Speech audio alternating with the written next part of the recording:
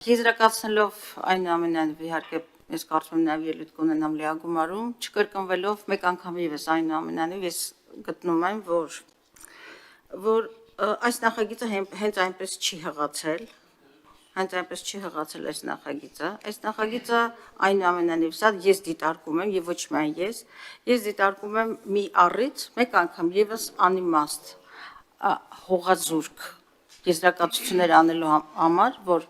ասենք թե հայ առաքելական եկեղեցին որևէ հուշարձանի, պաշտամունքային հուշարձանի նկատմամբ օտարելու ակնկալիք ունի եւ ես սա դիտարկում եմ ինչպես եւ հանրային ընկալումներն էր այդպեսին, ես սա դիտարկում եմ հայ առաքելական եկեղեցու նկատմամբ սանձազերծված նվաստացման հեղինակազրկման գործընթացի մեջ, որովհետեւ խոշոր հաշվով մենք չունենք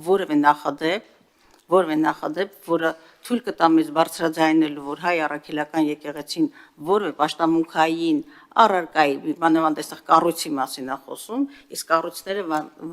վանքային համալիրներն են, եկեղեցիներն են, դրանց օտարելու կամ սեփականության ձևը փոխելու մտադրություն երբևէ չի ունեցել, ընդհակառակը հայ առաքելական եկեղեցին միշտ հանդես է եկել այն եկեղեցիները վանական համալիրները, պաշտամունքային կառույցները ընդհակառակը իր տիրույթը լայնացնելու եւ ավելի հոգատար եւ պատշաճ վերաբերմունք դրսևորելու համար։ Իսկ այն հանգամանքը, որ դուք շարունակ, պարոն Գաբրելյան, շարունակ պնդում եք, որ հուշարձանների նկատմամբ վերաբերմունքի լավարկում կա, վերանորոգվող հուշարձանների ցանկ թիվը մեծացել է եւ այլն, դա պետության